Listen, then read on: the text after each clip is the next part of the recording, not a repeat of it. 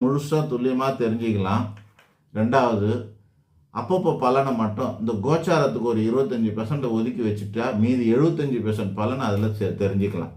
கோச்சாரன்றது கிரக பயிற்சி பலன்.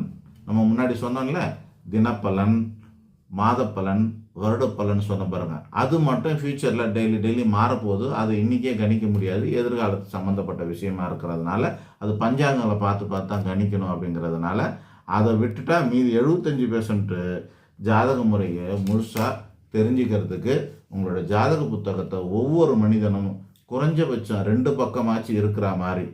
தேவையில்லாததெல்லாம் இந்த நாழிகை கிழிகை கணக்கு அதெல்லாம் போடுவாங்க, அதெல்லாம் ஒன்றும் தேவையில்லை. தெளிவாக இருந்தால் போதுமானது.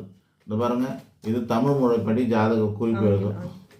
இது ஆங்கில முறைப்படி தெளிவாக ஒரு எழுதி வச்சுருப்போம். ஆங்கில முறைப்படி அவங்க பேர், அம்மா பேர், அப்பா பேர், பிறந்த ஒரு தேதி, நேரம், இது மாதிரி எல்லாத்தையும் எழுதி வச்சுக்கணும். இது நீங்கள் டேட்டுக்கான பஞ்சாங்க குறிப்பு தமிழ் படி இருக்கும். இவ்வளோதான். நமக்கு சொல்கிறது என்னன்னாக்கா, உங்களோட ஜாதகத்தில் இதுவே 40 பக்கம், அது கூட தேவையில்லை. இவ்வளோதான். ஒரு ஜாதக கட்டம், தசாபுத்தி காலம், அப்புறம் ஒரு தசைக்கும் தனித்தனியாக எழுதிடுவோம். அதுக்கான பலன் இங்கே எழுதுவோம். அது மாதிரி ஒவ்வொரு வயசு கணக்கு பண்ணி எத்தனை வயசு வரைக்கும் இருக்குமோ அவ்வளோத்துக்கும் தசா புத்தி எழுதிடுவோம். தசைக்கான புத்தி 9 புத்தி எழுதி அந்த 9க்கான பலனை எழுதிடுவோம். அந்த புத்தியில், அந்த புத்தி காலத்தில் எது பிரதானமாக நடக்குமோ அதை இந்த பக்கம் எழுதிடுவோம்.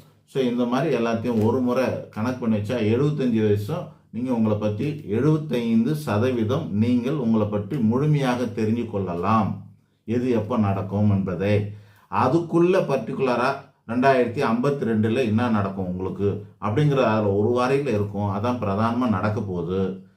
அதுக்குள்ளே ஒரு எப்போ எந்த மாதம் நடக்கும், எது நடக்குங்கிறத மட்டும்தான் நீங்கள் அன்றைக்கி டேட்டுக்கான கோச்சார நிறைய சேர்த்து பார்த்து பதில் சொல்லணும். அவ்வளோதாங்க விஷயம். சில பேர் ஜாதகத்தை மட்டுமே பார்த்துட்டு இப்போ வரலன்னு ஏங்குறதும், சில பேர் ஜாதகத்தில் குருச்சந்திர யோகம் இருக்குதுன்னு வச்சுங்க. கஜகேசரி யோகம், குருச்சந்திர யோகம், ராஜயோகம் என்னென்னமோ இருக்குது. அது எனக்கு இன்னும் வரலன்னா அது வராது. டெய்லியெலாம் வராது. அது குரு சந்திர இணைந்த தசா புத்தி அந்தார காலங்கள் என்னைக்கு வருதோ அன்னைக்கு தான் அது வரும். அதோட பலன் அன்னைக்கு தான் கிடைக்கும். அந்த கிடைக்கிற அந்த காலத்துலேயும் கோச்சார ரீதியாக கிரகங்கள் சாதகமான சூழ்நிலையில் இருக்கும்போது அது ஈஸியாக வரும். இல்லைன்னா தடைப்பட்டு வரும். தடைப்பட்டு காலம் மாறி கொஞ்சம் தள்ளி கூட வரும். இவ்வளோதாங்க. இத்தனை வகையான ஜோசியம் இருக்குது. எல்லாமே மனுஷனுக்கு அவசியம்தான். அதில் எது பிரதானம், எது முழுமையானதுங்கிறதெல்லாம் உங்களுக்கு விளக்கம் கொடுத்துட்டேன். நன்றி, வணக்கம்.